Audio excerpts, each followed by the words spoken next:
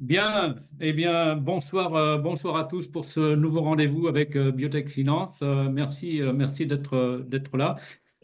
Nous avons prévu ce webinaire exclusif qui est consacré à ce que j'appelle l'essor spectaculaire de l'investissement en biotech et en medtech en Italie. Et je suis vraiment ravi de vous accueillir à nos côtés aujourd'hui parce que ce sujet suscite un vrai intérêt, un vif intérêt, et nous allons l'explorer ensemble. Pourquoi l'Italie est en train de devenir cet acteur incontournable des sciences de la vie. D'abord, pourquoi ce webinaire? On le sait et de plus en plus, on reçoit des informations depuis l'Italie. Depuis quelques années, il y a une accélération impressionnante dans le financement des startups de biotech et de medtech. C'est une dynamique qui repose sur des facteurs clés. D'abord, la montée en puissance des fonds d'investissement locaux et internationaux, une solide structure industrielle familiale, on en reparlera tout à l'heure, hein, qui est importante dans les pharma, un cadre réglementaire fiscal qui est plus attractif, une politique d'innovation qui est plus structurée, et puis des success stories d'entreprises italiennes qui séduisent les investisseurs. Notre invité du jour, c'est Alessio Beverina. Bonjour Alessio, merci d'être avec Bonjour. nous et d'avoir Bonjour, accepté Jacques. de venir.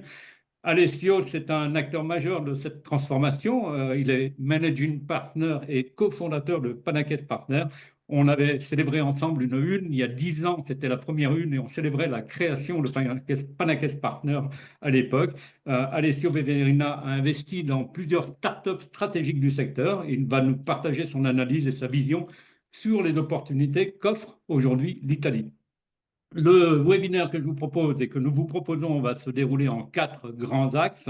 D'abord, pourquoi l'Italie s'est imposée comme un acteur clé de l'innovation des sciences de la vie. Ensuite, l'évolution du financement et l'impact des politiques d'innovation. La stratégie de Panacès Partners qui est importante, il faut qu'on l'analyse. Comment investir localement, voilà, en Europe, on va dire, et conquérir l'international. Et puis des opportunités de partenariat et de développement pour les entreprises étrangères. Nous garderons évidemment, comme vous le savez, un temps pour les questions en fin de session, mais vous pouvez les poser dans le chat tout au long du webinaire. Je les prendrai au fil de l'eau. Et sans plus attendre, entrons dans le vif du sujet avec Alessio. Alors, Alessio, merci d'être avec nous. Aujourd'hui, l'Italie, on l'a dit, connaît cette accélération extraordinaire et impressionnante en biotech et en medtech à la fois. Il y a BioSpring, c'est un feu d'artifice. Tout le monde est là, c'est très très vivant. Comment expliques-tu cette montée en puissance italienne? Merci à toi. Merci, Jacques Bernard. Merci. Bonjour à tous. Premièrement, excusez-moi pour l'accent et aussi pour les fautes que je vais avoir ici par là. Même si j'ai passé 20 ans en France, euh, j'ai encore des bons souvenirs du français. Mes enfants vont encore à l'école française, mais souvent, Aimé, les mots m'échappent. Donc, j'arrive directement sur le sujet. C'est vrai, l'Italie connaît une accélération assez importante dans le monde de la science. Mais j'aimerais bien d'abord souligner un fait que peut-être personne ou à l'étranger, pas beaucoup de monde connaissent, c'est que l'Italie, avec l'Allemagne et la France, est un des acteurs majeurs du monde de la pharma et du medtech. L'Italie a produit des produits pharmaceutiques medical device pour 51 milliards en 2023. Sachez que l'Allemagne est à peu près à 64 et la France à 49 milliards. Donc, on est deuxième. On s'étalonne comme d'habitude avec la France. On a 70 000 personnes en Italie qui travaillent dans la pharma, dans ces secteurs, avec beaucoup d'entreprises, souvent des entreprises familiales. Certes, c'est des entreprises qui n'ont pas la taille de Sanofi, mais qui sont chacun des vrais champions dans leur propre secteur. Vous connaissez sans doute Menarini, Chiesi, Dompé, Zambon, Angelini, Recordati. Mais aussi, nous avons des acteurs dans le diagnostic qui sont des leaders du monde, un peu comme Merion en France, Diasorin. Et aussi, nous avons des centres d'excellence, surtout malheureusement côté production, parce que les sociétés étaient rachetées par les grands du secteur.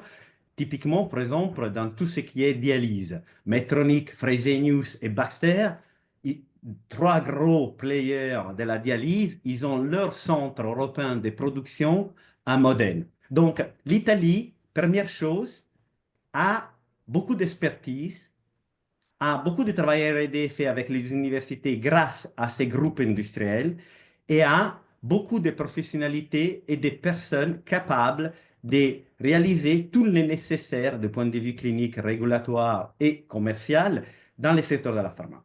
Deuxième chose, je dirais que si je regarde l'historique, quand j'ai créé Panakes avec mes deux associés, Fabrice et Diana, en 2015, nous étions les premiers fonds dédiés Life Science en 2015. En France, ça existait depuis des années, des fonds dédiés Life Science. On était les premiers avec un petit fonds de 75 millions. Aujourd'hui, je suis très content d'avoir plein de copains, des collègues qui ont, eux, levé des fonds de life science. Je peux les nommer certains, XGen, Indaco Bio, Claris, Sofinova Teleton, Primo, et vous avez peut-être vu l'annonce ce matin, Sofinova a lancé un fonds Biovélocità 2 avec une taille assez importante, qui est aussi dédié à l'Italie.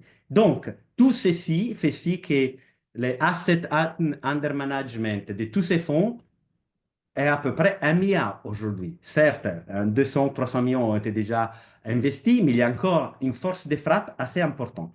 J'ajoute aussi que, certes, ne sont pas encore si gros, Panacès compris, comme les gros fonds français, Andera, Sofinova, Jato, etc.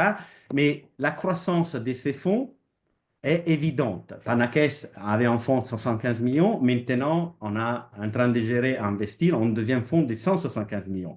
Donc, il y a énormément de croissance de ces fonds.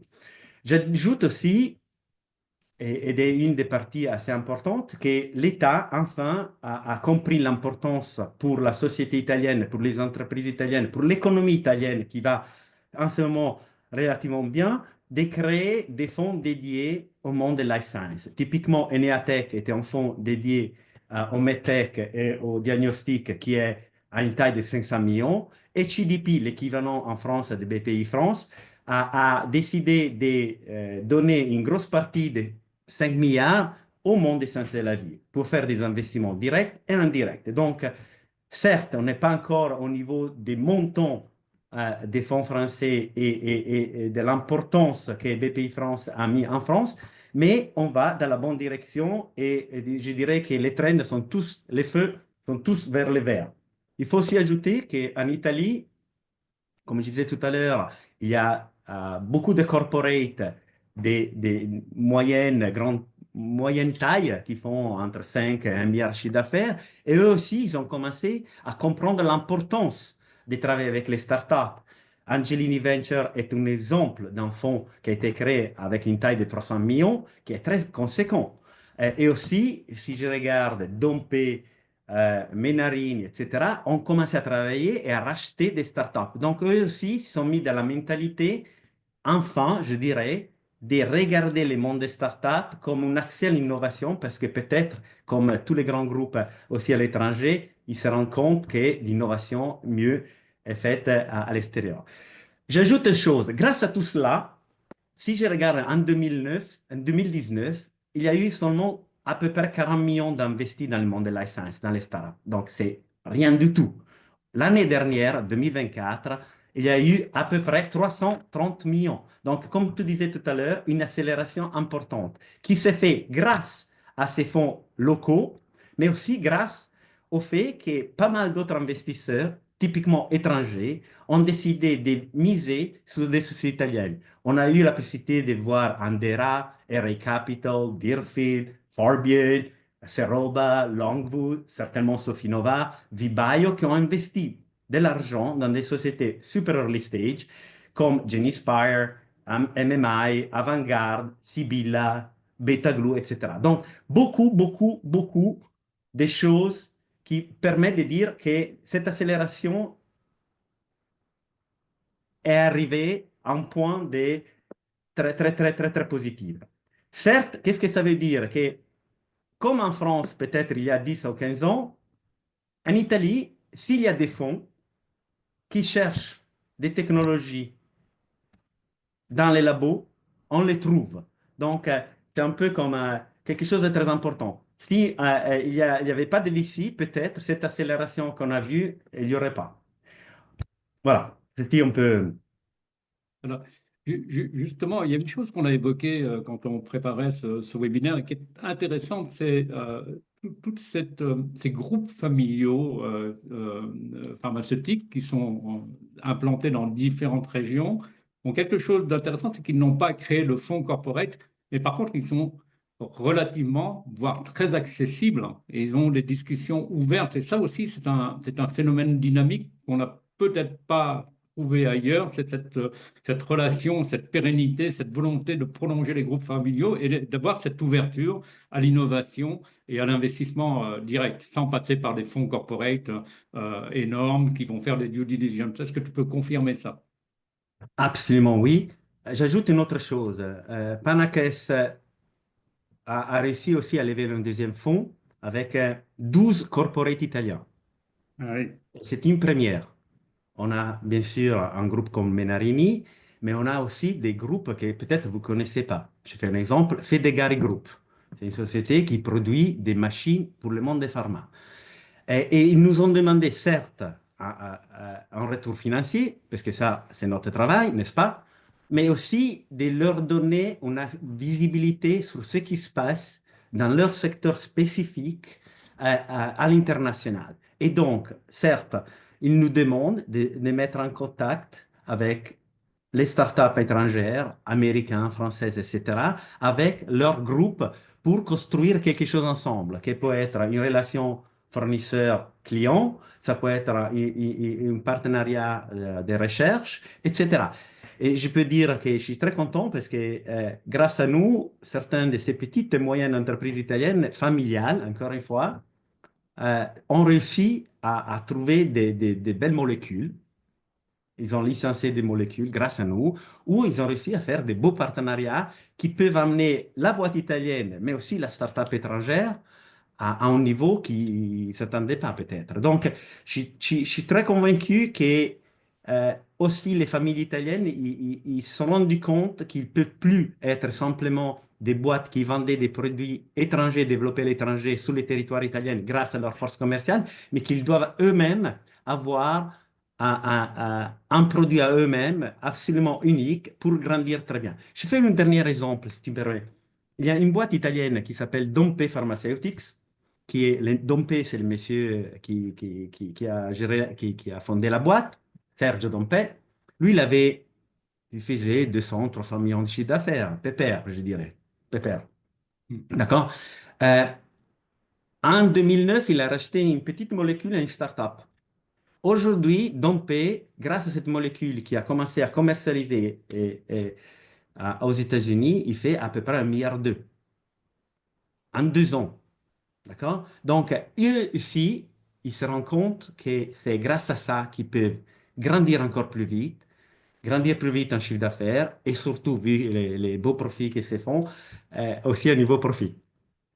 Parfait. Alors, on va passer à la deuxième volet, hein. En France, on a aujourd'hui un cadre réglementaire avec des contraintes fiscales qui, malheureusement, pèsent un peu plus sur les sociétés qu'elles ne pesaient hier.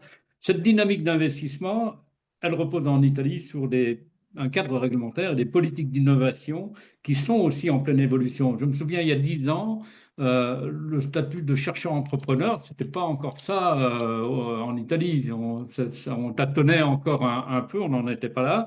Est-ce que tu peux nous expliquer comment ces évolutions et les évolutions qu'a connues l'Italie depuis a impacté la croissance du secteur?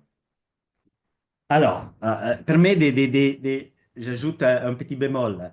J'aimerais bien avoir les politiques des dernières 10 ans en France, peut-être pas celui-là actuel, parce que ce qui a fait Macron et ce qui a fait surtout BPI France a été quelque chose d'absolument extraordinaire.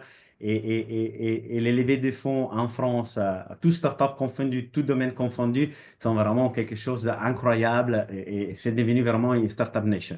Donc, moi, j'ai toujours, quand je suis à Rome à parler avec les députés, les hommes politiques ou avec CDP, l'équivalent de BPI France, je cherche toujours à porter l'exemple de ce qui était fait en France. Mais il faut dire aussi que en Italie, peut-être on a compris qu'on ne peut pas simplement être une économie de production pour compte tiers, d'accord, mais qu'on doit développer l'innovation. Donc, être en avant-garde comme tous les autres États aux États-Unis, Israël et Angleterre font et l'Europe fait. Et donc, ils ont décidé de faire un certain nombre des changements du point de vue réglementaire et fiscal. J'ai fait quelques exemples. À niveau start-up, première chose, CDP a lancé des fonds pour 5 milliards et demi. D'accord? Ils ne sont pas les 20 ou 30 milliards de BPI France, mais c'est quelque chose d'extraordinaire. Donc, on avait 1 milliard jusqu'en 2020. Aujourd'hui, on a une dot financière pour des fonds ou pour des startups, parce qu'ils font des investissements directs et indirects, de 5 milliards et demi. Et un de ces piliers fondamentaux est le life science, parce que un des secteurs qui est majeur en Italie, comme je disais tout à l'heure au début, est le pharma et le medical device. Deuxième chose, on a lancé, comme je disais tout à l'heure aussi, un fonds dédié au medtech, au diagnostic, des 500 millions, Eneatech. Si je regarde en 2024, Eneatech, qui a démarré l'activité justement au début 2024, a fait 13, 14 opérations et a investi 64 millions dans des startups super early stage. Aussi, grâce au travail de CDP, il y a eu le lancement d'énormément de 3-4 accélérateurs dédiés au monde de life science. Un dédié au digital health, un autre dédié à la biotechnologie, un autre dédié à la silver economy. Donc, il y a beaucoup, beaucoup d'activités qui, grâce au travail gouvernemental et du CDP, a mis l'accent sur les besoins de financement de l'innovation. J'ajoute aussi, comme tu disais, qu'il y a eu pas mal de réflexions au niveau fiscal aussi. Très, très, très important.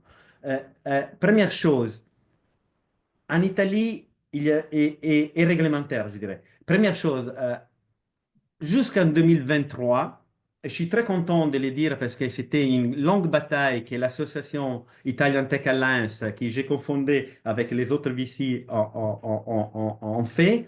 On a réussi à éliminer ce qu'on appelait l'IP privilege. Ça veut dire qu'en Italie, contrairement à ce qui se passe dans tous les pays du monde, les brevets d'un chercheur appartenaient au chercheur et pas à l'université. Et ça, c'était un gros blocage pour toutes les activités de technology transfer. Désormais, depuis 2023, ceci a complètement changé et a eu un impact incroyable parce que a déterminé la création des Technology Transfer Office dans toutes les universités qui sont là pour prendre les brevets, les licencier en grand groupe industriel ou pour créer une start-up. Donc, ceci était un gros changement dont on voit les fruits aujourd'hui. J'ajoute un autre paramètre très important dont je ne bénéficie des formes inférieures depuis 2015, moi aussi, qui est l'avantage fiscal pour les personnes qui rentrent au pays. D'accord? Comme d'habitude, mais la France, c'est pareil. Il y a beaucoup d'Italiens bien éduqués, des chercheurs, des entrepreneurs qui ont décidé de quitter le pays et aller à l'étranger parce que les conditions étaient plus favorables à niveau financier, parce que c'était plus facile, il y avait moins de bureaucratie, etc. Donc, pour ces personnes italiennes, mais pas seulement italiennes, mais ça peut être en français, en allemand, qui que ce soit, qui rentrent en Italie, les impôts ont été baissés de façon considérable. Donc, on a un avantage fiscal, une réduction des impôts de 50%.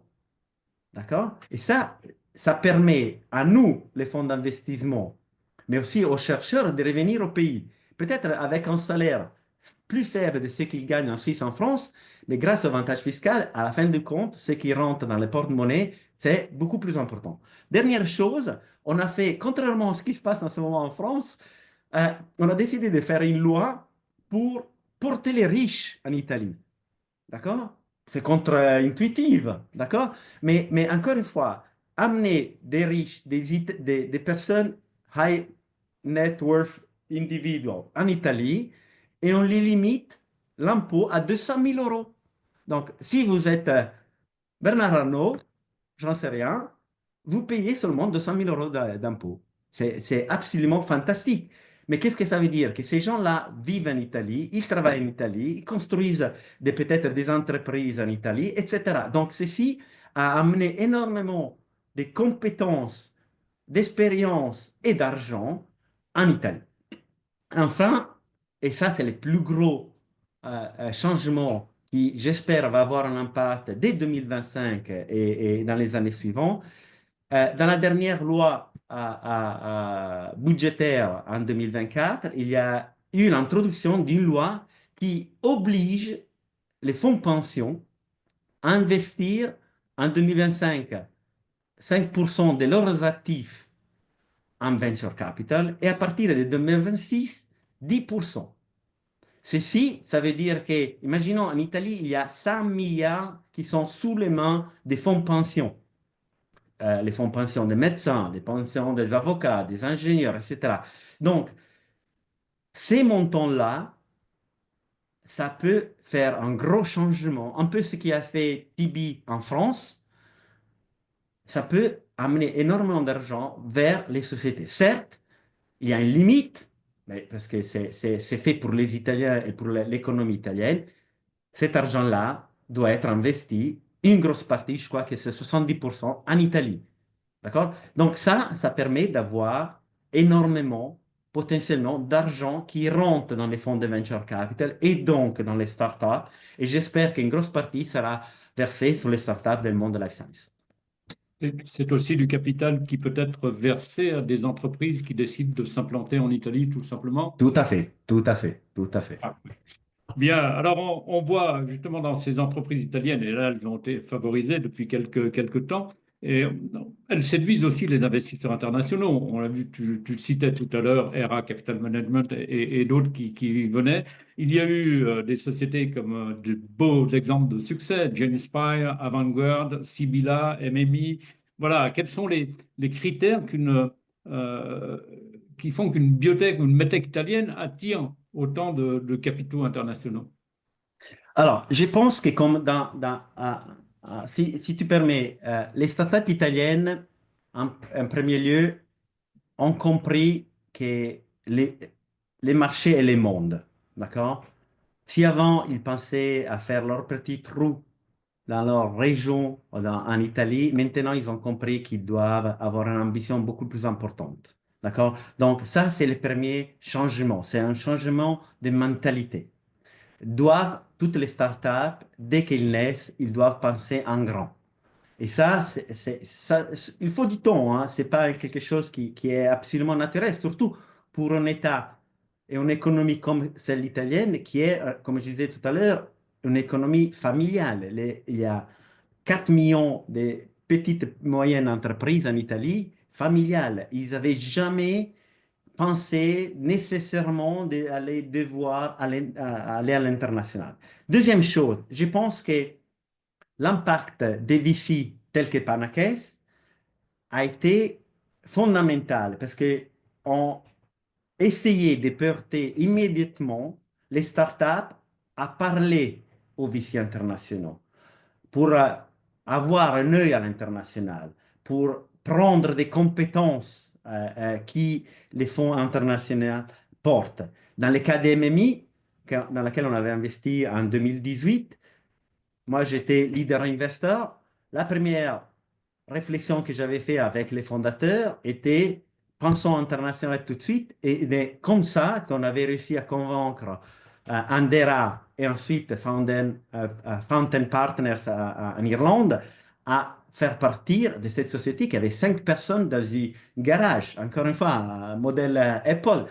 Et on a fait une première levée de 20 millions. Après, on a fait une levée de 70 millions en faisant réveiller les Américains, etc., etc. Donc, je pense que c'est aussi le travail du VC, s'il fait bien son métier, d'ouvrir des portes et réussir à convaincre ses collègues. Je pense que le cas de Genspire ou Avantgarde, dans laquelle il y a Sofinova Teleton, et ensuite Sofinova, et dans laquelle ensuite il y a eu Longwood, Atlas, etc., c'est deux autres exemples qui vont dans cette direction.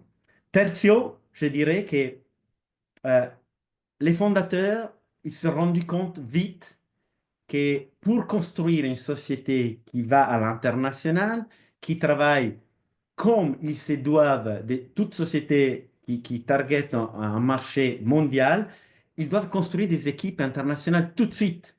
D'accord?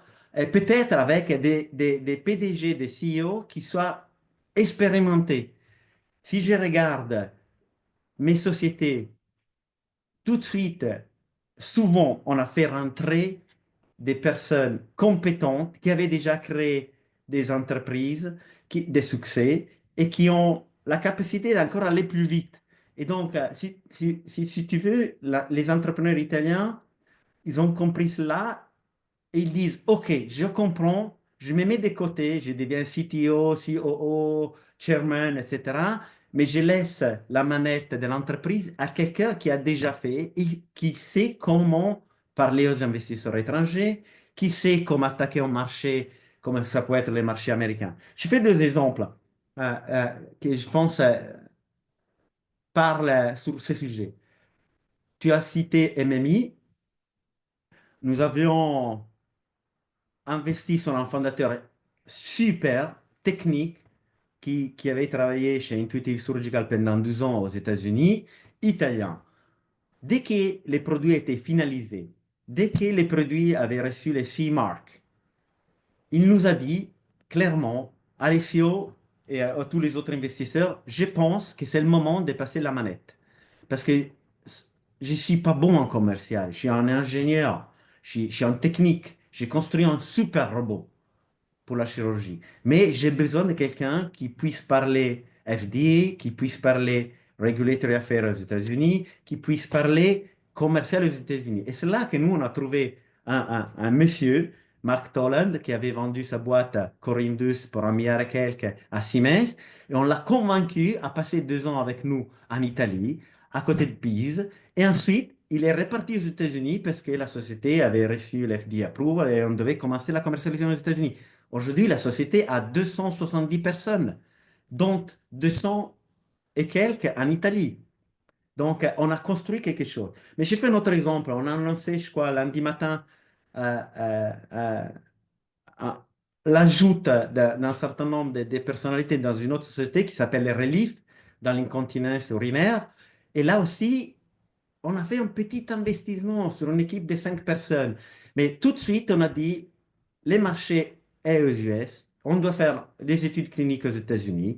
Et la chose qu'on a fait, on a été chercher 2 personnes d'expérience comment on dit, pluriannuelle aux États-Unis, Mike Kujak et Stephen Hover, et on l'a fait rentrer comme président et comme independent board member. Et grâce à eux, déjà la société parle avec Olympus, avec Boston Scientific et avec tous les autres acteurs, Coloplast, avec tous les autres acteurs. Et on a des super urologues américains pour lancer les cliniques à travers aux États-Unis et on parle avec les regulatory bodies, etc. Donc, ceci, je pense que c'est quelque chose que les fondateurs, s'ils sont bien coachés par leur venture capitaliste qui a donné les finances, ils peuvent construire une histoire en accélérant, en ayant accès à ces personnes. Et donc, voilà, je pense que c'est aussi comme ça qu'on arrive à construire des histoires qui, après, arrivent à convaincre des autres investisseurs internationaux à investir en Italie. Bon, je ne te cache pas que les gens aiment bien venir en Italie parce que c'est beau aussi, on mange bien et la qualité de vie est extraordinaire. Mais encore une fois, au-delà de tout ça, et tout le monde le sait, il y a aussi la qualité des choses. Mais j'arrive à une autre chose. J'ajoute un autre paramètre parce que c'est un des paramètres fondamentaux. Et les Américains ont compris très vite. MMI a levé 70 millions pour construire un robot et arriver à FDA approval. En moyenne, aux États-Unis, un robot chirurgical a levé 200 millions pour arriver à la même chose. Qu'est-ce que ça veut dire? Ça veut dire que les équipes italiennes, avec avec l'écosystème, certes, les salaires sont beaucoup plus faibles que aux États-Unis, on le sait, etc. Ils ont réussi à faire rapidement et avec un coût inférieur quelque chose de vraiment important. Et qui a été amené sur le marché et qui est allé, Exact. effectivement, il y a une qualité d'exécution importante. Justement, on revient sur Panaket parce que c'est intéressant de voir un peu l'évolution des investissements. Vous investissez localement à l'international, vous accompagnez les startups. Au départ, Panaket, c'était très medtech. Et d'ailleurs, c'est le fond de commerce de Panakès, c'est les medtech. Mais il y a une ouverture vers les biotech maintenant, et ça, c'est intéressant de voir comment, de nous parler de cette évolution. Et quels sont vos domaines de prédilection, en fait? Absolument. Ben, tu as déjà remarqué les premiers gros changements. Dans le premier fonds, qui était un petit fonds de 75 millions, on avait uniquement dédié au monde MedTech, Medical Device Diagnostic. D'accord? Avec le lancement de deuxième fonds, vu qu'on a eu la possibilité de lever des capitaux un peu plus importants, on s'est dit que c'était important d'ajouter les aspects biotech. Et donc, on a ajouté aussi trois personnes, dont un de mes collègues ex-Sofinova, Rob Woodman, basé à Cambridge, UK, pour lancer ceci. Pourquoi cela? Pour différentes raisons. Dans le medtech, ahimè, comme on dit en italien, ça prend beaucoup de temps quand même, d'accord, pour arriver sur le marché. Et de plus en plus, peut-être, il ne faut pas simplement l'FDA approve, les Fantastic Clinical Trials, pour être vendu. Et donc, il faut aller commercial. Et donc, ça prend beaucoup plus de temps. Dans les biotech, comme des exemples très récents ont démontré, on arrive peut-être, si on trouve la bonne technologie et les bons targets, etc., même avec des data précliniques, à se vendre bien. Donc, on a décidé de rentrer sous ces fonds. On a aussi décidé de baisser un peu les investissements en diagnostic. D'accord? On va en faire un bientôt. Donc, je vous donne pas la nouvelle aujourd'hui. Mais là aussi, on s'est rendu compte qu'il y avait un risque très, très, très important avec des retours qui n'étaient pas toujours à l'heure. D'accord? Donc, on s'est dit, peut-être c'est mieux réduire. Donc, on a continué, par contre, à investir de façon assez agnostique dans toutes les pathologies. Les cardiovasculaires, bien sûr, c'est quelque chose de très important, toujours dans le medical device, mais aussi dans le pharma. L'oncologie dans les deux secteurs, l'urologie, le women health. Et donc, on regarde toutes les pathologies. Chacun entre nous, on est cinq partenaires chez Panacare, a une spécialisée bien spécifique. Et donc, il sait très bien ce qui se passe dans les secteurs. Il peut facilement décider si un investissement fait du sens ou pas. On a fait du seed, on a fait du Series A, on a fait du Series B. Et je veux dire qu'on a fait du Series C. D'accord? Et ceci aussi bizarre. euh, Parce que peut-être quand on est né en Italie avec un petit fonds, on ne pouvait pas se permettre de faire des séries B, des séries C, d'accord? Mais aussi parce qu'on était les premiers fonds en Italie, donc on devait construire la machine, donc identifier des nouvelles startups et aller construire nous-mêmes, donc on devait faire du Series Seed, du Series A. Désormais, des boîtes, ils sont lancées, donc on peut se permettre de faire du Series A ou Series B. Et je dirais, malheureusement pour les entrepreneurs qui nous écoutent, que dans les deux dernières années, ce n'était pas non plus la panacée pour tout le monde pour lever de l'argent. Donc, on a fait du Series B, du Series C, en en profitant un peu des prix, je dirais, comme on dirait sur les commerces. Donc, voilà. Parfait. Et donc, vous avez aussi construit en parallèle un track record qui est quand même assez sympathique. Ce qui est intéressant, c'est de savoir un peu comment vous sélectionnez les dossiers, comment vous sélectionnez vos investissements et comment vous les positionnez. Bon, alors, ça, je pense que c'est... s'il y a des défis qui nous écoutent, ils diront exactement la même chose à peu près. Ça veut dire que on regarde toujours la taille du marché, l'unicité de la solution, les brevets et les potentiels d'exit.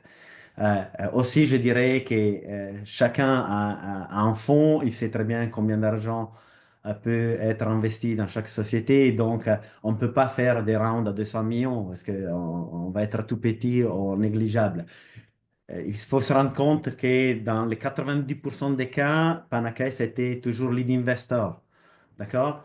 Et je dirais qu'on était lead investor aussi dans les cas dans lesquels les tours de table étaient tellement gros, dans lesquels nous, on était peut-être les troisième ou les quatrième investisseurs plus gros. Mais on était lead investor. D'accord? Donc, on, on choisit par rapport à tous les paramètres classiques, mais je dirais qu'il y en a ce qui nous a été dit plusieurs fois par des entrepreneurs, mais aussi de nos collègues, on a la capacité de convaincre, une fois qu'on a pris une décision sur un dossier, de convaincre d'autres autour de la table à venir avec nous.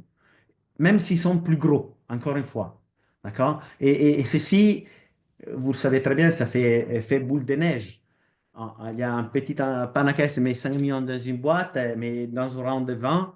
Et grâce au fait que Panakès j'espère, sur le marché une bonne réputation, on a réussi à convaincre d'autres investisseurs à venir à côté de nous et à construire ensuite de belles histoires. Et des investisseurs internationaux qui viennent parce Absolument. qu'ils arrivent dans vos levées de fonds aussi. Absolument, absolument. Absolument. Les investisseurs internationaux sont fondamentaux, encore une fois. Surtout dans les premières 5 années de vie de Panakès, on ne pouvait pas tourner à côté de nous pour trouver un co-investisseur italien.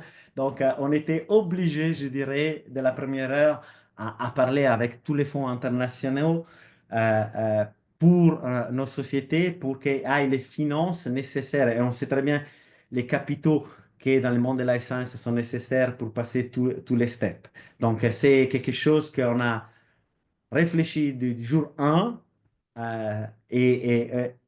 heureusement, on a réussi à le faire en beaucoup de cas. Certes, pas toutes les sociétés, ils ont réussi à lever des fonds étrangers, mais encore une fois, c'est quelque chose de très, très, très important. Ok. Alors, on a parlé des aires thérapeutiques. Il y a aussi une question sur la géographie de vos investissements. C'est intéressant. Il y a eu quelques investissements en France, assez peu, mais il y en a eu quand même, hein, quoi qu'il en soit. Récemment, vous avez dirigé un tour de table de 26 millions de livres sterling pour une start-up britannique. Vous ne vous limitez donc pas au marché strictement local. Quelle est la proportion et comment ça se passe? Alors, je dirais que c'est la nature même de l'investissement dans les sciences de la vie. Et les co-investisseurs qui peuvent se permettre de mettre des capitaux importants sont souvent étrangers. Les corporates qui vont racheter nos sociétés sont souvent étrangers. Et encore une fois, les maladies sont des maladies qui touchent tout le monde, qu'ils soient américains, italiens, français ou quoi que ce soit. Donc, être en VC dans les life sciences veut dire être voûté à l'international.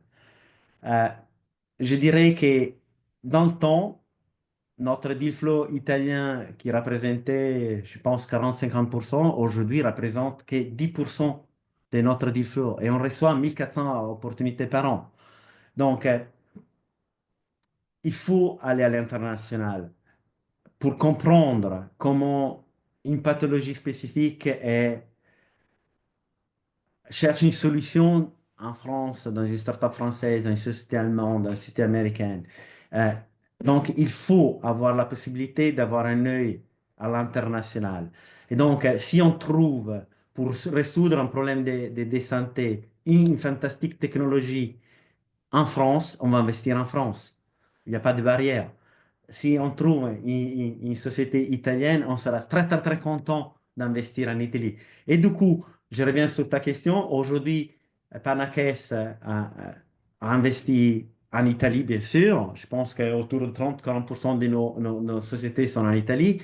Mais on a commencé de façon importante, typiquement avec le deuxième fonds, à investir dans les autres pays européens. Et je dirais que même il y a un mois, on a annoncé notre premier investissement dans une société américaine. D'accord? Donc, on a lancé, et encore une fois, on était dans les 90% des cas lead investor, même aux États-Unis, même en Suisse, même en Angleterre. Donc, et toujours avec deux co-investisseurs internationaux qui nous apprécient, avec lesquels on aime bien travailler. Et ceci, ça va dans la nature. Donc, l'investissement ne peut pas être local, il doit être international. Les montants nécessaires au développement des startups dans les sciences de la vie sont tellement importants qu'il faut travailler avec les autres investisseurs à l'international, se faire connaître, pour que ensuite, quand on lui propose peut-être un investissement dans une société italienne, ils sont convaincus par notre expertise, notre capacité de travail, notre qualité de travail et bien sûr la start-up elle-même. Et donc, on arrive à les convaincre à venir en Italie. C'est fondamental. Donc, c'est pas une monnaie d'échange, mais c'est le travail. Encore une fois, le monde du VC, dans le monde de la science, est un monde très petit. On se connaît tous. Et ceci, quand il y a des gens qui travaillent bien, on le sait, et donc on aime bien travailler avec eux. Et j'espère que Panakès, dans les premières années, a fait cela. Et c'est pour ça aussi qu'aujourd'hui, on est invité dans des beaux tours en Angleterre, en Allemagne, en Suisse, etc. Très bien. Alors, on arrive au quatrième volet de notre et dernier volet de notre webinaire sur les opportunités de partenariat. L'Italie, on l'a vu, est devenue un hub stratégique en Europe, hein. On a une bonne position. Il y a des facilités pour attirer les biotech étrangères et il y a des grands clusters de medtech italiens, de biotech et medtech italiens. Donc là, on est vraiment dans un écosystème qui montre sa dynamique de plus en plus. Est-ce que tu peux témoigner de cela? BioSpring est un exemple, hein, on en parlait tout à l'heure, c'est l'effervescence intégrale actuellement à Milan. Ouais, je pense que déjà, je crois que c'était BioEquity était arrivé en 2022 en Italie. Aujourd'hui même, et hier et demain, il y a BioSpring et on voit vraiment l'effervescence. On a fait un cocktail avec les autres VC italiens dans lequel on a invité tout le monde autour du bon jambon de Parme, du parmesan et des pizzas, etc. et du bon risotto à la milanaise. Mais encore une fois, comme tu dis, les gens ils se rendent compte qu'en Italie, ils commencent à avoir quelque chose. D'accord? Les fonds italiens font déjà un très bon travail. Comme je disais tout à l'heure, il y a vraiment 70 000 personnes qui sont dans cette industrie. Ils travaillent dans cette industrie avec une expertise importante. Peut-être il manque les serial entrepreneurs, mais encore une fois, grâce aux avantages fiscaux, on arrive à les ramener en Italie. Je pense que dans nos sociétés de Panakès, sur 25 sociétés qu'on a en portefeuille, une bonne dizaine des CEO sont étrangers, américains, anglais, français, ailleurs. Donc, c'est très important ceci. Je dirais ensuite que Panakès, il s'est rendu aussi compte, vite fait, que l'Italie avait, comme tu disais, pas mal d'atouts. D'accord? Et je dirais que souvent, quand on fait un investissement, on demande des sociétés à réfléchir de faire des choses en Italie. Et ceci typiquement sur les études cliniques. Vous savez, en Italie, ici à Milan, on a deux hôpitaux, le San Raffaele et Humanitas, qui ont des médecins et qui sont des vrais centres d'excellence. D'accord? Donc, faire des études en Italie, ça peut être un atout majeur. Ensuite, comme je disais tout à l'heure, l'Italie est renommée un peu comme l'Allemagne à niveau production. Euh, Faire la production en Italie, ça permet de trouver des personnes très capables, avec des fournisseurs, parce que l'écosystème des PMI, etc., est extraordinaire. Certes, un coût qui est relativement faible. J'ai fait l'exemple tout à l'heure des MMI qui a levé 70 millions pour arriver à la FDA, pendant que les sociétés américaines ont besoin de 200 millions pour arriver à MMI. Donc, tout cela permet aux sociétés d'aller plus vite avec peut-être des bonnes ressources, avec un moindre coût. Je fais quelques exemples. Nuscom, société suisse, dans laquelle on a investi, avec Andera et avec pas mal d'autres investisseurs, à 10 personnes en Suisse et à 40 personnes à Rome, dans un centre d'excellence pour les vaccins. D'accord? 40 personnes en Italie. On mentionnait MMI tout à l'heure, à 200 personnes en Italie et 60 aux États-Unis. Lymphatica, société dans laquelle on a investi, qui a un device pour le traitement de lymphedème, a décidé de construire son device à niveau production en Italie, puisqu'il a trouvé l'écosystème entre ceux qui font les tuyaux en plastique plutôt que les devices d'électronique, etc., très, très crédible et beaucoup, beaucoup moins cher par rapport à la Suisse. Donc, on a construit une subsidiaire qui gère toute la partie production. Enterprise Therapeutics, la société dont tu faisais référence, qui a levé 26 millions, dans laquelle on était lead investor en Angleterre, a décidé de lancer les études cliniques euh, en Italie parce qu'il y a deux super KOL en Italie et il voit plein de patients pour les targets. Donc, tout cela, ça permet aux sociétés d'aller plus vite. À la fin de l'histoire, c'est ça qui compte. Parfait. Alors, on a fait un bon tour. Il y a quelques questions qu'on va aborder rapidement, parce qu'il est déjà 17h47. Voilà. trois petites questions et réponses rapides. La première, c'est comment sont perçus les incubateurs par Panakès? Première question. La seconde, est-ce que lorsque vous investissez dans une société non localisée en Italie, vous avez une exigence de relocaliser cette start-up en Italie, ouverture d'une antenne ou on relocalise à 100%, si j'arrive à le dire. Et la dernière question, le fonds Panakès est souvent lead investor et que pense Panakès des first time CEO? Donc, première question d'abord, comment vous percevez les incubateurs? Alors, ça dépend d'incubateur à incubateur, n'est-ce pas? Comme d'habitude, on ne peut pas généraliser. Je dirais qu'on connaît tous les incubateurs et, et, et je dirais aussi ceux des deuxième génération, ceux que j'appelle les venture studios en biotech, en medtech. Je trouve qu'il y a de l'excellent travail. D'accord? En medtech, je parle très souvent, par exemple, avec un incubateur qui s'appelle NLC, qui est basé en Hollande, qui fait vraiment un extraordinaire travail. Mais même chez Sofinova, MD Start fait exactement le même concept. Et donc, il trouve une pathologie bien spécifique, un gros besoin, et il cherche de trouver la solution qui résout ça. Donc, si l'incubateur est fait de cette façon, c'est extraordinaire. D'accord? Si c'est simplement un lieu, je dirais, physique dans lequel les startups se retrouvent, ça n'a aucun sens, de mon point de vue. Donc, ça dépend de l'incubateur. Par exemple, j'ai parlé des accélérateurs incubateurs lancés par GDP. Je pense qu'il y a certains qui sont très bien, comme Extend, qui est un venture studio né à San Rafael, à l'hôpital, en collaboration avec Evotech, Angeline, etc. Eux, vraiment, ils vont chercher des nouvelles molécules et les construire, les startups, à partir de la science qui est développée à l'hôpital. Donc, c'est quelque chose d'extraordinaire. Donc, j'imagine que dans les prochains 2-3 ans, on va avoir plein de startups qui sortent de celles-ci et j'espère que Panacès va investir dans une d'entre elles. Donc, voilà, je suis positif, mais parce que c'est aussi un VC doit être positif, sinon on ferait un autre métier, n'est-ce pas? La deuxième volet, deuxième question, la localisation. Est-ce que lorsque vous investissez dans une start-up, vous demandez à cette start-up de faire une partie de sa localisation en Italie, voire l'intégralité de sa localisation? Comment ça se passe de ce côté-là? On a eu tout. Ça veut dire on a fait des investissements à l'étranger sans rien faire en Italie. On a eu des sociétés à l'étranger auxquelles on a demandé de venir s'installer en Italie. On a eu des sociétés étrangères qui, pour les raisons dont je parlais tout à l'heure, parce qu'il y a de l'expertise sur un domaine spécifique, d'ouvrir une antenne. Donc, il n'y a pas une règle. Certes, on préfère quand on est à côté de chez nous, hein, mais comme tout ici, parce que ça facilite la chose, mais je dirais que si ça dépend de l'état d'avancement de la société. Si c'est plutôt dans leur aventure entrepreneuriale, peut-être c'est mieux qu'ils soient à côté de chez nous. Donc, on demande l'effort de venir en Italie.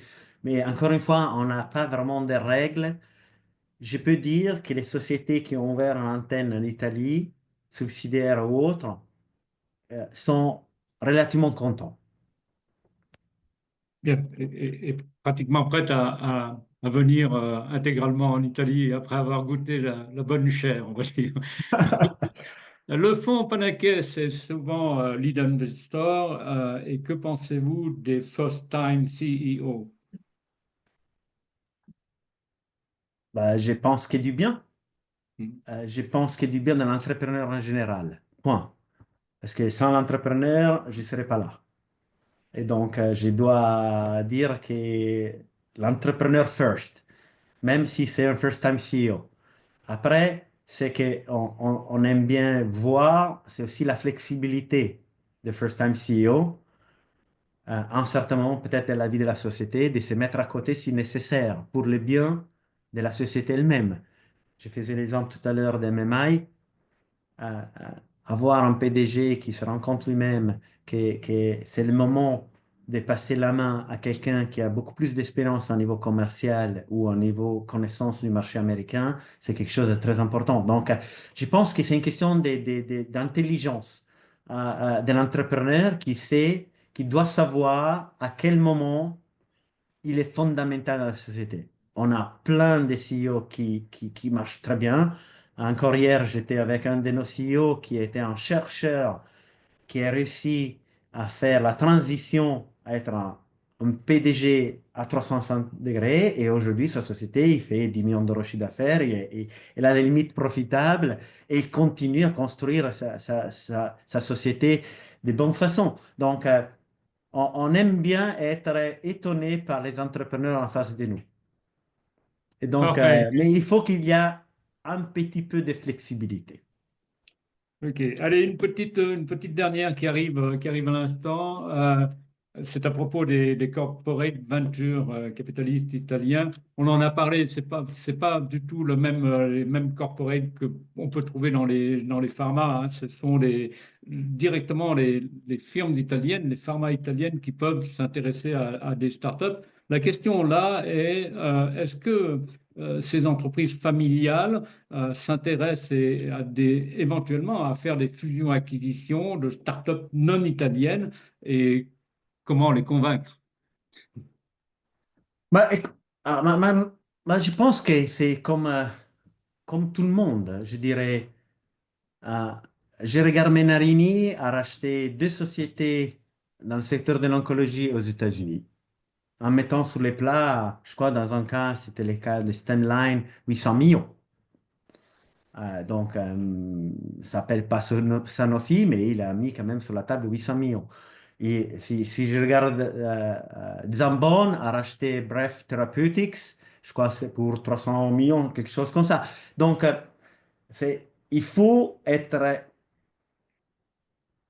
capable de comprendre quel est le secteur dans lequel les corporates italiennes ont décidé de rentrer de façon importante. Menarini a décidé de se focaliser énormément sur l'oncologie. Chiesi, on sait très bien, il fait beaucoup de respiratory et pediatrics et rare disease. Recordati, il fait du rare disease. Zamboni fait beaucoup de respiratory disease. Angelini a racheté, par exemple, une boîte suisse pour 900 millions, je crois, dans la mental health. Donc, il faut savoir que peut-être c'est des sociétés qui ne vont pas targeter comme les grands groupes tout ou beaucoup de diseases, mais ils sont focalisés. Donc, il faut savoir s'adresser au bon corporate. Parfait, voilà une réponse qui termine notre webinaire de ce soir. Encore une fois, Alessio, bravo pour le français et merci pour cette intervention qui a été exhaustive et qui nous a vraiment présenté le fond d'abord de la dynamique italienne et puis ensuite de comment dire, de la dynamique même de Panakès Partner et qui est une belle dynamique qu'on observe depuis 10 ans, hein. On a célébré le 10e anniversaire il n'y a pas longtemps, je crois. Tout à fait. Merci à tous d'avoir été avec nous pendant cette heure d'intervention. Je vous précise que prochainement, donc, on aura un investisseur irlandais, puisque c'est Seroba qui viendra nous voir pour nous expliquer un peu comment il fonctionne. Et puis nous partirons le mois d'après en Belgique pour un investisseur belge. Je ne cite pas le nom parce qu'on est encore en train de discuter ensemble pour savoir comment ça va se passer. Voilà. Et puis, évidemment, je vous retrouve pour le Health Tech Acceleration Summit qui aura lieu le 26 juin prochain à Paris. Ne manquez pas de noter cette date car il va y avoir du beau monde dans notre événement à Paris à l'Institut du monde arabe. Merci encore, Alessio. Merci à tous et à très bientôt. Au revoir. Au Merci à revoir. tous. Merci Jacques Bernard. Au revoir, Alessio.